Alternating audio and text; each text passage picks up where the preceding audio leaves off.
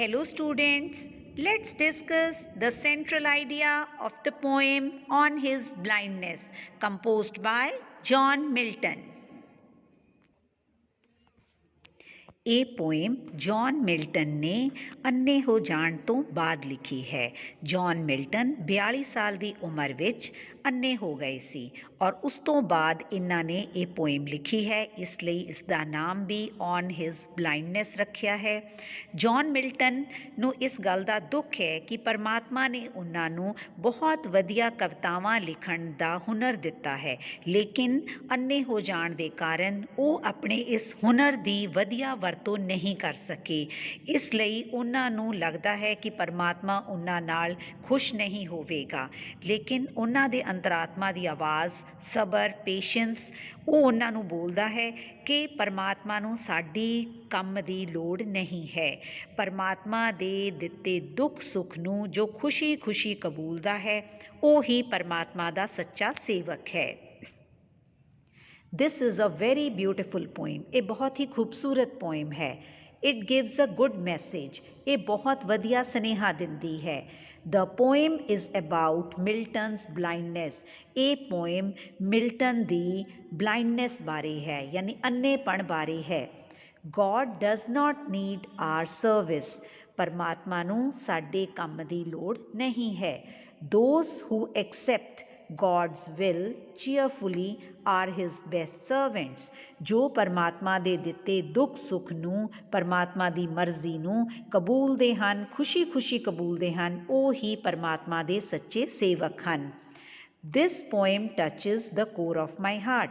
ਇਹ ਪੋਇਮ ਮੇਰੇ ਦਿਲ ਨੂੰ ਛੂ ਲੈਂਦੀ ਹੈ।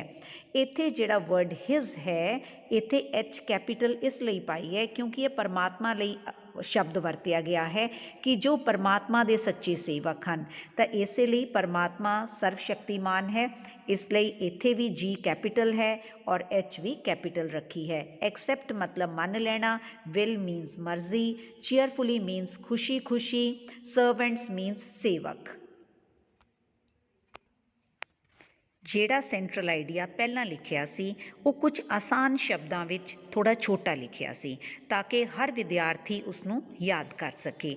ਜੇਕਰ ਤੁਸੀਂ ਵੱਧ ਮਿਹਨਤੀ ਹੋ ਔਰ ਤੁਹਾਨੂੰ ਲੱਗਦਾ ਹੈ ਕਿ ਤੁਸੀਂ ਹੋਰ ਵੀ ਵਧੀਆ ਲਿਖ ਸਕਦੇ ਹੋ, ਤਾਂ ਇਹ ਸੈਂਟਰਲ ਆਈਡੀਆ ਉਹਨਾਂ ਵਿਦਿਆਰਥੀਆਂ ਲਈ ਹੈ।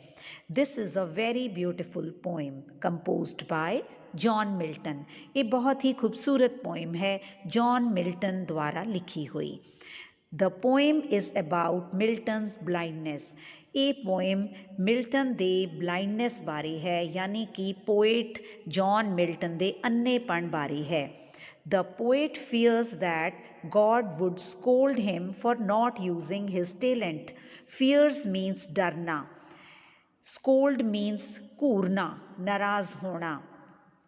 ਟੇਲੈਂਟ ਮਤਲਬ ਹੁਨਰ।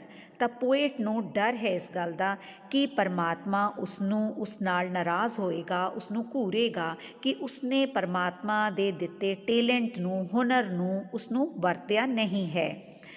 God does not need our service. ਪਰਮਾਤਮਾ ਨੂੰ ਸਾਡੇ ਕੰਮ ਦੀ ਲੋੜ ਨਹੀਂ ਹੈ। Those who accept God's will cheerfully are his best servants. ਜਿਹੜੇ ਪਰਮਾਤਮਾ ਦੇ ਦਿੱਤੇ ਦੁੱਖ ਸੁੱਖ ਨੂੰ ਖੁਸ਼ੀ ਕਬੂਲਦੇ ਹਨ, ਉਹ ਉਸਦੇ ਸੱਚੇ ਸੇਵਕ ਹਨ। This poem touches the core of my heart. ਇਹ ਪੋਇਮ ਮੇਰੇ ਦਿਲ ਨੂੰ ਛੂ ਲੈਂਦੀ ਹੈ।